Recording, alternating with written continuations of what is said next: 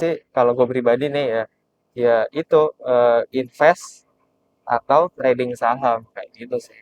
Jadi nggak bisa dibilang sebagai main-main ya. Nggak bisa sebagai Itu main-main. jadi memang harus Iya, tetap secara serius ya. Iya, Wah, bahkan kita datang nih bro, ya. si goreng babat. Ya, thank you.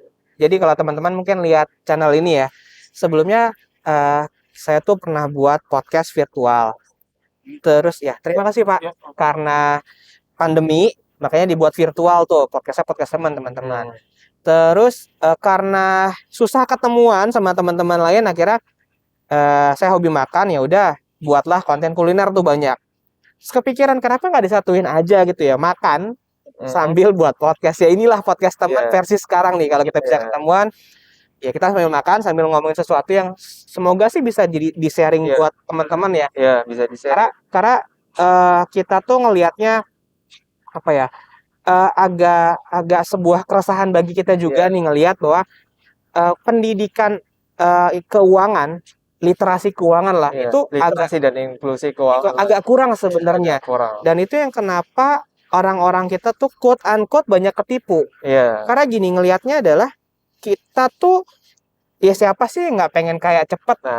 Orang juga ngelihat ada yang posting beli Ferrari juga, kita juga pengen gitu kan.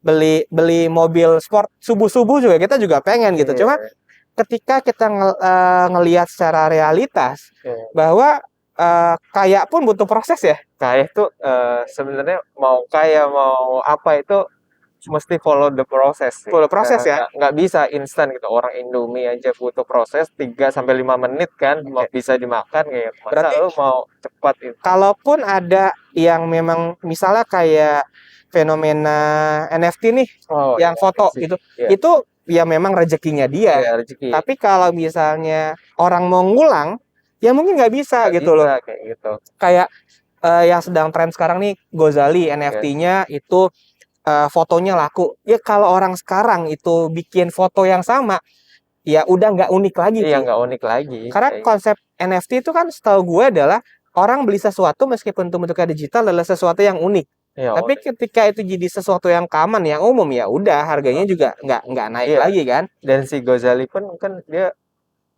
nggak serta-merta dia kayak cuma seminggu atau berapa itu kan si Gozali pun dia eksis konsisten buat foto selfie-nya kan bertahun-tahun kan lebih dari 4 tahun kan kalau nggak salah kayak gitu. Jadi meskipun mungkin hasilnya baru kelihatan sekarang, tapi si Gozali pun dia konsisten dari 4 tahun yang lalu. Berarti sebenarnya ada proses dong.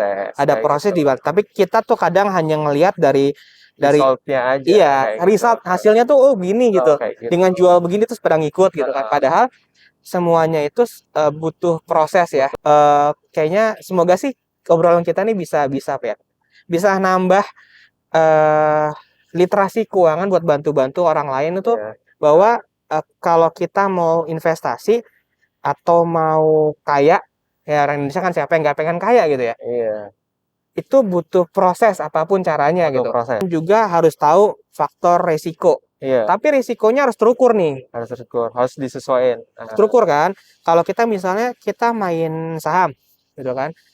Jangan sampai juga kita main saham atau invest sesuatu dengan uang makan kita harian. Ya nggak boleh juga kan. Nggak boleh juga. Jadi harus kepenuhin dulu nih kebutuhan primernya. Makan, kebutuhan keluarga. Kalau yang punya bayi kayak kita nih anak kan pampers harus tiap minggu sekali beli pampers. Lumayan harga pampers kan ya. Gue sih terutama buat inner circle gue nih, gue udah berulang kali menyampaikan gitu. Ya mungkin karena gue bukan ini ya influencer ya.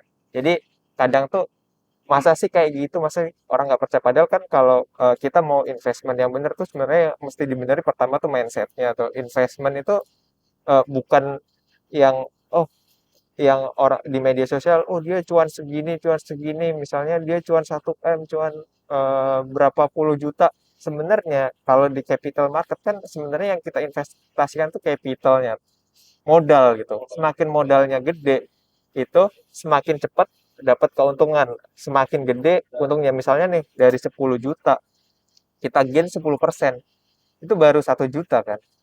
Nah, cuma yang perlu digarisbawahi adalah semakin apa ya, kita memang punya potensial semakin tinggi dapat persentasenya. Iya. Tetapi risikonya juga makin tinggi, harus Makin siap-siap tinggi. dong, Iya, gitu kan. harus siap-siap. Tapi resikonya keukur kayak Iya, tadi yang kita terukur. kita diskusin ya. Kalau gua beli saham misalnya, saham A seharga misalnya seharga 1.000 lah, ya kan? Gue beli berapa lot gitu. Terus harganya tiba-tiba jadi 800, gue per sahamnya rugi 200 dong. Iya. Tapi secara saham kan gue tetap pegang sahamnya. Pegang saham. Nanti gue tunggu aja itu saham bergerak. Pilihannya antara gue yakin saham ini akan naik lagi, atau paling tidak di harga 1.000 baru gue lepas, atau gue cut loss. Ya kan? Gue mau cut loss di harga berapa nih? Tapi kan gue punya sesuatu yang bisa gue pegang untuk cut loss. Iya. Nah, kalau kita ngomongin soal binary, yang gue sebenarnya nggak mainan sih, tetapi gue tuh ngeliatin semua video, hampir banyak video lah, puluhan video di YouTube soal binary, termasuk cara gimana main binary-nya gue liatin, meskipun gue nggak beli ya, tapi gue liatin. Dan situ gue liat, ini sih kita nggak punya aset sama sekali, Pak. Iya, emang nggak punya. Lu tebak-tebakan kalau lo misalnya, dan beneran menurut gue tebak-tebakan sih, karena kita nggak bisa memperkirakan berdasarkan analisa, susah. Meskipun dia pakai disediain kan, seolah-olahnya pakai market kripto, pakai gitu. pakai apa, nggak jalan. Tetapi secara logika aja, masa iya dalam 1 menit kita bisa memperkirakan ini harga akan naik, akan turun gitu kan? Sedangkan supply and demand itu kan nggak terjadi dalam 1 menit kan? Maksudnya dia ada proses di situ kan? Gitu. Itu yang buat gue sebenarnya, wah ini kayaknya ada something ini, ada sesuatu nih. Makanya gue awalnya pun ngelihat orang nih mempelajari ya di media sosial, gile nih gitu, cepet banget dapat duit.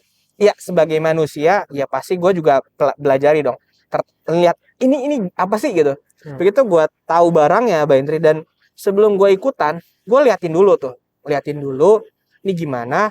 Terus begitu gue tahu ini gambling, kalau secara kepercayaan kita nih, ya gambling kan nggak boleh. Iya. Makanya ya gue nggak jadi ikutan dah gitu. Iya. Tapi secara finansial pun potensial loss-nya, potensial ruginya tuh akan gede banget. Kalau gue menang, misal tebakan gue nih harganya semenit kemudian naik. Gue tebak naik bener.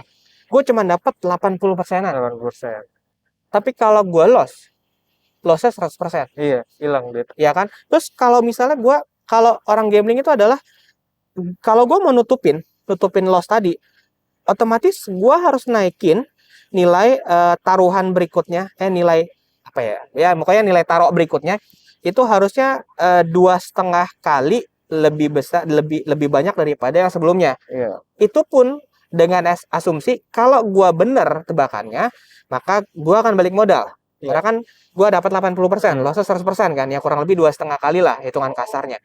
Tapi kalau gue loss lagi di situ, berarti loss gue akan jadi lebih banyak dong. Lebih gede lagi. Lebih gede kan? Yeah. Gue sampai kapan gue akan bisa achieve itu untuk dapetin modal gue. Jadi dari situ tuh gue ngeliat, wah ini secara finansial aja, tanpa ngomongin soal halal haramnya ya bro ya. Yeah. Tapi secara hitung-hitungan finansial aja, gue rugi sih. Udah rugi. Ya sama kayak misalnya gue sering dapat tawaran kartu kredit nih bro. Yeah. Gue punya 1 kartu kredit sampai sekarang nih masih. Tapi itu hanya untuk buat penunda pembayaran aja ya, kalau tagihan berikutnya gue bayar full. Dan itu pun sering gue dapet telepon dari bank penerbitnya untuk dibilang, Pak bisa dicairin nih, bisa diambil. Terus gue cuman ngomong ke orangnya gini, saya lagi nggak butuh dananya, buat apa? Terus dia bilang bisa disimpan Pak, nanti Bapak bisa dikasih ATM ngambilnya sewaktu-waktu. Gue cuma bilang, tapi saya harus bayar bunga kan. Oh iya Pak, berarti kan secara hitungan matematis gue rugi. Iya. Anggaplah gue ngambil dari dana tunainya tuh 10 juta misalnya, gue masukin ke rekening gitu. Enggak, dana 10 jutanya nggak gue apa-apain, gue nggak pakai, ya kan ngendap di situ. Iya. Tapi tiap bulan gue harus bayarin cicilannya plus bunga. Berarti secara matematis pun gue rugi dong. Rugi. Iya kan? Iya. Kadang kita tuh harus ngelihat sisi plus minus sih sebelum kita mau invest. Ini kira-kira kita investnya untung apa agak nih? Ini nih satu lagi yang mesti benar-benar ini. Sebenarnya kan invest itu harus pakai logic, nggak bisa pakai perasaan, nggak bisa pakai feeling kayak gitu. Ketika perasaan, pakai feeling, ya itu kan emotionnya. Nah, ketika emotionnya dibanding logiknya, dibanding apa ya, realistisnya itu lebih gede emotionnya, udah mau invest mau apa itu bakal loss ya, resultnya Jadi kayak jadi gitu. jadi memang kita Udah perubahan. nggak boleh greedy ya. Heeh, Nggak boleh greedy di investasi manapun sebenarnya nggak boleh greedy ya. Ya semoga sih ini bisa jadi masukan buat teman-teman bahwa ketika kita investasi di bidang apapun, investasilah atau taruhlah dana yang kita punya, uang kita punya, itu ke investasi yang memang kita tahu cara iya, kerjanya, memang. yang kita tahu resikonya berapa besar gitu, dan kita siap menerima resiko itu. Ya, Jadi kalau misalnya kita rugi di situ, iya jangan nyalain orang lain, iya, ya kan? sesuai sama pengetahuan dan kemampuan masing-masing Iya, lah kayak gitu. kayak kita punya temen nih di kantor usianya sudah senior kan. Iya, udah senior. Dia tuh bagi beliau investasi adalah tanah. Iya, Karena eh, yang beliau tahu adalah kalau saya investasi saya harus ngelihat fisiknya. iya, Makanya dia beli tanah. Nggak salah, karena dia taunya begitu gitu. iya. Tapi anak-anak milenial itu kan sudah melek banyak digital kan. Hmm, Apalagi ya kita banyak praktisnya dengan HP lah. Kita iya. pesan ini ya tadi ngelihat menunya di HP kan di Pakai handphone, iya tinggal pakai scan. handphone, di Iya, scan QR pakai handphone.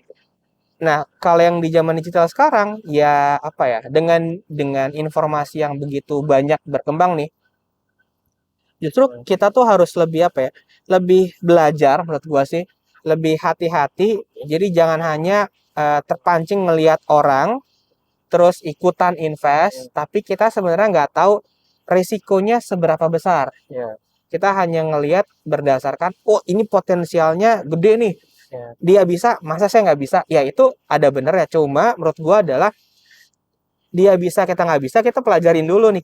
Kita ngerti nggak investasinya? iya, Sama kayak gue misalnya beli saham nih. Terus misalnya gue beli saham, terus gue tiba-tiba, oh orang ini beli saham ini. Orang ini beli saham ini. Terus gue ikut-ikutan beli gitu kan. iya, Nanti kalau gue sahamnya anjlok rugi, gue nyalain dia. iya, Ya padahal kita sendiri yang ikut-ikutan iya, sebenarnya kan. iya. Maka dari itu kan sebenarnya kan yang lebih penting tuh sebelum terjun ke apapun ya udah dipelajarin atau learning by doing kayak gitu. Ya mau investasi atau mau apapun ya dimulai dulu dari hal yang kecil aja dulu kayak gitu. Nggak usah yang oh, kita ngelihat oh dia cuan segini segini kan itu cuma yang ditampilin yang nggak ditampilin ya nggak tahu juga kan. Ya intinya sih jadi kalau menurut gue ya, jadi diri sendiri aja sih. Iya, Kalau memang kita kemampuannya, kapabilitasnya di situ, dan kita mau invest sesuatu yang kita belum tahu, menurut gua adalah belajar dulu sih. iya, Belajar dulu sampai kita benar-benar paham dan tahu resikonya. Lagi-lagi jangan pakai uang yang memang untuk kebutuhan sehari-hari, heeh, itu bahaya banget investasi iya, apapun ya. Dan pakailah memang dana berlebih sih menurut gua. Jadi kalaupun kita loss, ya udahlah gitu. iya. Karena itu resiko kayak gitu. Mungkin kita salah analisa atau ya emang marketnya nggak sesuai sama plan kita kayak gitu. Sebenarnya ada hal lain nih yang lebih penting nih kalau kita ngomongin finansial sebelum kita jauh-jauh ke invest, jauh-jauh ke trading atau apapun itu sebenarnya yang jelas tuh yang pertama ya kita harus ini dulu lah apa kita punya dana darurat dulu, punya insurance dulu. Nah, kalau ini udah kalau yang punya utang ya paling enggak Bayar utang dulu. bayar utang dulu atau Jangan ambil utang ya untuk invest ya. ya jangan itu salah besar. Kita- Itu malah kayak bunuh diri sih kalau Karena gua bilang kayak karena gitu. gini bro, gue baca beberapa kasus tuh gara-gara tertarik dengan investasi ini yang ya nanti gue bisa untung gitu kan. Tanpa tahu ilmunya, itu jadinya ngambil pinjaman untuk investasi kayak gini. Iya, kayak Ya gitu. bukan Banyak. investasi lah, untuk gambling menurut gue. Iya, Jadi kayak gini. jatuhnya gambling sih, Dan bukan investasi. itu menurut gue sih terlalu berani ya. Karena ketika kita ngambil pinjaman, apalagi di zaman sekarang lah ya, kita minjam pakai aplikasi nggak ada yang gratisan gitu loh. Nah, Kalau kita bicara pinjaman secara syariah, gue minjam duit 10 juta ke lu. ya gue balikinnya 10 juta. Iya. Tapi kalau kita pinjaman sekarang yang ada di aplikasi dan lain-lain, gue pinjam ke aplikasi 10 juta, gue nggak akan bayar 10 juta, gue akan bayar lebih dari 10 juta. Iya, Iya kan? biasanya sih kalau di aplikasi nggak sebut lah ya, itu dia minimal di atas 12% lah gitu, Makanya tahun. jadi sebenarnya tuh quote unquote sih emang jadi bunuh diri Iya, dan buat orang tuh jadi stres. Pertama stresnya adalah duit gue loss, hilang. Habis itu stres lagi. Gimana cara gue balikin iya, duitnya? kayak gitu. Gitu. Jadi memang edukasi finansial tuh penting banget sih. Penting banget. Literasi finansial. Kita mungkin termasuk orang yang beruntung ya, Bro ya. Nah, Beruntung kita itu punya privilege belajar finansial iya. gitu kan. Dan di lingkungan kita, Lingkungan iya, finansial gitu. Secara pekerjaan mungkin gua nggak terkait langsung sama trading dan lain-lain, tetapi alhamdulillahnya gue pernah belajar di sekolah sampai di kampus itu soal literasi keuangan. Jadi paling nggak ketika gue mau ikut sesuatu kayak tadi binary, gue langsung ikut. Gue lihat dulu nih plus minusnya gimana, secara legalnya gimana. Bahkan mungkin beruntungnya gue dapat informasi iya, bahwa beberapa binary option di Indonesia sebelum kasus ini naik ya, itu sebenarnya sudah ditutup loh. udah ditutup, tapi Sudah ya ditutup kan? karena emang nakal aja sih Iya. perusahaan-perusahaannya, dia buat domain lagi Sebenarnya terus. domainnya dan kalau perhatian URL domain ya, URL tuh kayaknya ganti-ganti itu beberapa. Iya, Jadi itu yang buat gue jadinya gue nggak jadi deh karena beberapa hal tuh ngelihatnya ini something wrong nih, kayaknya ada sesuatu yang aneh di sini.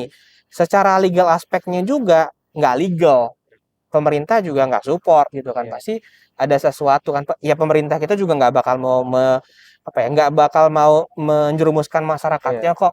Mereka juga kan ada OJK, ada Bapepti ya, ada regulasi lah Ada intinya. regulasi. Mereka juga kan mengawasi kan, dan mereka juga akan memberikan izin tidak sembarangan.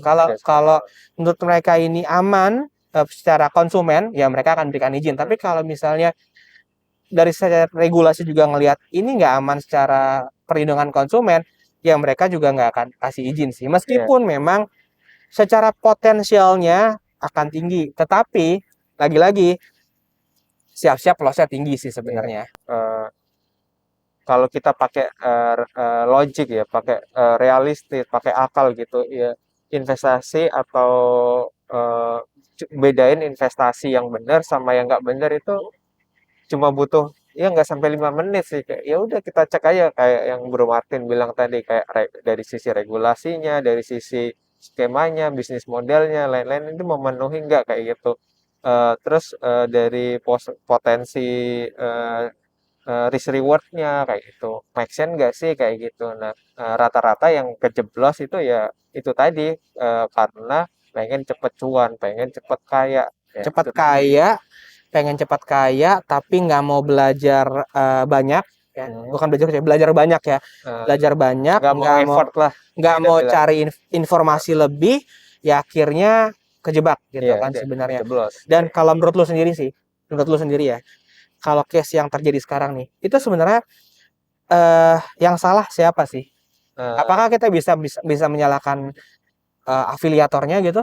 Nggak bisa juga kan, cuma mungkin ya pertama, nggak, kalau udah kejadian kayak gini kita mau nyalain afiliatornya, mungkin afiliatornya juga nggak tahu dan dia butuh duit, yang jelas kayak gitu kan. Berarti kita juga nggak bisa nyalain mereka Kita sebenarnya nggak kan? bisa Nggak nyalain, kan? tapi yang mesti eh, eh, lebih belajar lagi tuh ya kita masing-masing tuh, kayak kayak kita mesti mesti lebih pinter-pinter lagi dibanding kayak ya model-model kayak gitu lah, investasi Berarti model-model gitu. Sama kita mesti kayak kita lah menyuarakan, atau yang punya akses ke regulator itu sering-sering lah diinfo ke regulatornya kayak gitu. Kadang kan mungkin ya, karena regulator sih emang galak sih. Karena ya, kita kan biasa hubungan sama regulator OJK kan. Jadi saya berdua memang terbiasa dari perusahaan kita tuh berhubungan sama OJK. Jadi tahulah gaya regulator gimana gitu kan.